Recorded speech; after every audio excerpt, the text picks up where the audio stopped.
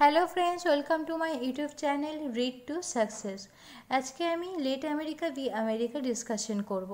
তার আগে ফার্স্টে বলি, যারা নিউ ভিউয়ার্স আছো, ফার্স্ট টাইম ভিজিট করছো আমার চ্যানেল, তারা সাবস্ক্রাইব করে রেখো আমার channel topic wise summary analysis video and important suggestion ডিসকাশনের ভিডিও পাওয়ার জন্য।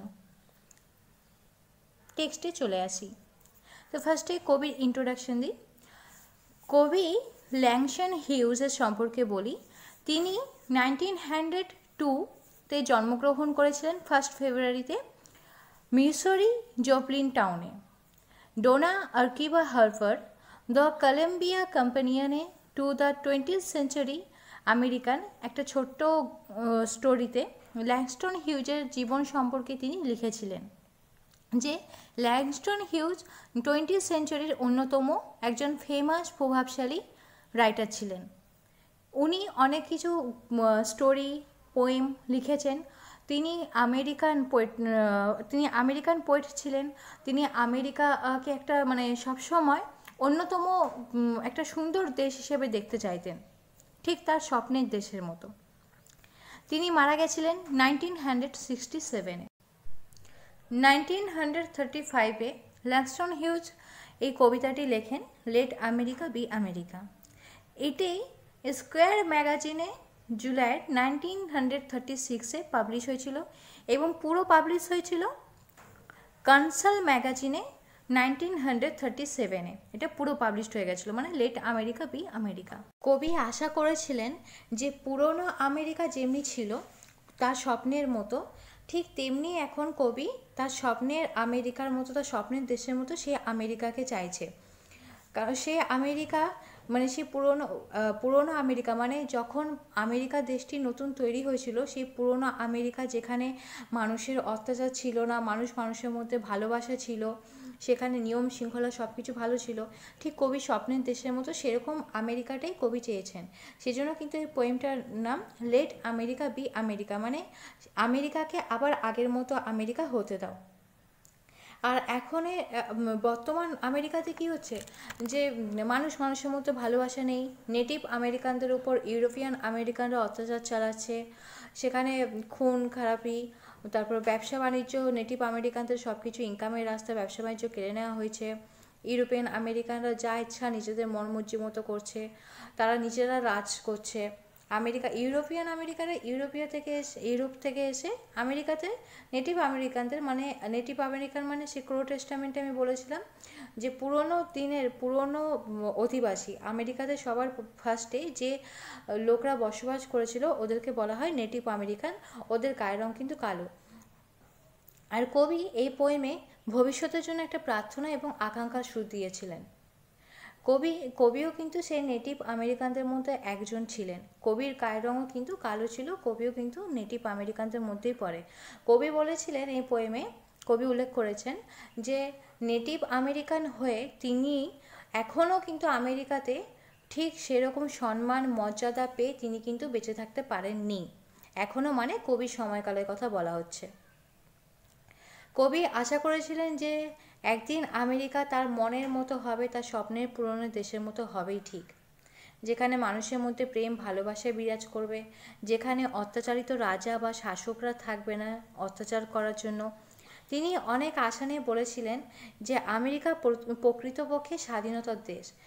কবি যেমনি আমেরিকা আশা করেছিলেন সেরকম আমেরিকা যদি হয় তাহলে সেটা কিন্তু প্রকৃতপক্ষে সত্যি একটা স্বাধীনতার দেশ হবে, যেখানে মানুষ স্বাধীনভাবে ভালোভাবে আনন্দে বসবাস করতে পারবে, ভালোভাবে ইনকাম করতে পারবে, সব কিছু রিচুয়ালস নিয়ম শৃঙ্খলা কালচার সব কিছু ভালোভাবে সেখানে বিরাজ করবে।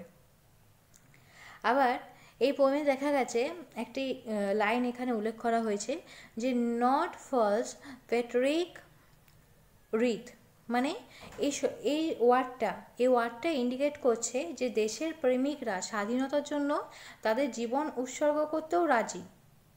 কিন্তু এখানে যদি সেরকম আশাপূর্ণ কবি যেমনি চেয়েছেন সেরকম আশাপূর্ণবাদী দেশ যদি আমেরিকা না হয়ে ওঠে, তাহলে সেখানে স্বাধীনতার জন্য কিভাবে কিছু করা যাবে? কিছুই করা যাবে না। কবি এই পোয়েমে বঞ্চিত আমেরিকান ছিলেন। কবি কিন্তু বঞ্চিত আমেরিকান হওয়া সত্ত্বেও তিনি সমান অধিকার এবং স্বাধীনতার কথা বলেছেন। কবি বলেছেন যে নেটিভ আমেরিকানরা যদি কোনো প্রতিবাদ করতো সেটা অন্ধকারে মানে ঢেকে যাওয়ার মতো। মানে কি মানে ওরা যেটা প্রতিবাদ করতো সেটা কিন্তু কেউ গায়ে মাখতো না, সেটা কেউ কেয়ার করতো না। মানে ওদের প্রতিবাদটা দুর্বল ছিল, একদম যেটা দুর্বল ছিল। কারণ ইউরোপিয়ান আমেরিকানরা মানে সাদা চামড়া মানুষ, আমি বলেছিলাম প্রো টেস্টামেন্টে আগের দিন যে ইউরোপীয় আমেরিকান যারা আছে ওরা কিন্তু নেটিভ আমেরিকানদেরকে একদম দুচ্ছাই করতো, চোখে দেখতে পেতো না, একদম খারাপভাবে করতো। তো ইউরোপিয়ান আমেরিকানরা আসার পরে আমেরিকান নেটিভ আমেরিকানদের পাওয়ার কমে যায়, যার জন্য ওদের প্রতিবাদটাও কিন্তু একদম ফ্র্যাজিল হয়ে যায়, মানে দুর্বল হয়ে যায়। তো সেই জন্য ওরা কোনো প্রতিবাদ করলে সেটা কোনো তার রিয়াকশন হতো না, কোনো কিছু হতো না। আর ওরা কোনো প্রতিবাদ করলে সেটা অন্ধকারে ঢেকে যাওয়ার মতোই সমান হতো।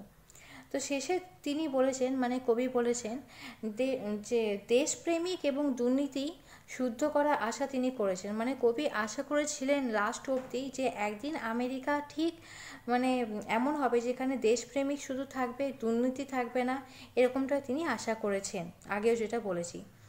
দেখো, আমেরিকান পোয়েম বলো বা আমেরিকান পোয়েট্রি বলো, সব কিছুতে কিন্তু একটা জিনিস ভালো করে লক্ষ্য করা যাচ্ছে যে এখানে কিন্তু নেটিভ আমেরিকানদের উপর সবসময় অত্যাচার চালানো হয়েছে। আর ইউরোপিয়ান আমেরিকানরা ওরা কিন্তু মানে এখানে কূটনীতি করছে, রাজনীতি করছে। ওরাই কিন্তু মেন খারাপ, যারা নেটিভ আমেরিকানদেরকে মানে সব কিছু কেড়ে নিয়েছিল। নেটিভ আমেরিকানদের কোনো টেস্টামেন্টও আগের দিন যারা দেখোনি দেখে নেবে, এরকম টাইপেরই ছিল। আর এখানে বইতে পোয়েমটা দেওয়া নেই, কিন্তু ক্রিটিক্যাল অ্যানালাইসিসটা যেটা ছিল সেটাই আমি ডিসকাস করে দিলাম। পোয়েমটা যদি ভালো করে বইতে দেওয়া থাকতো আমি তাহলে লাইন বা লাইন তুলে এক্সপ্লেন করতাম। সাবসিডারি 21 যে পেপারটা আছে ওইটার সাজেশন অলরেডি আমি প্রোভাইড করে দিয়েছি। তো ওই সাজেশনের এক্সপ্লেনেশন ভিডিও সবাই দেখে নেবে, তাহলে বুঝতে পারবে। সেই সাজেশন এক্সপ্লেনের সাথে সাথে আমি সেখানে সামারিগুলো, প্রত্যেকটা চ্যাপ্টারের সামারিগুলো ডিসকাস করে দিয়েছি। আর সবার কিন্তু subsidiary subject same, English honours, Bengali honours, pol science honours, social science honours, education honours, history honours, সবার কিন্তু সাবসিডারি সাবজেক্ট সেম।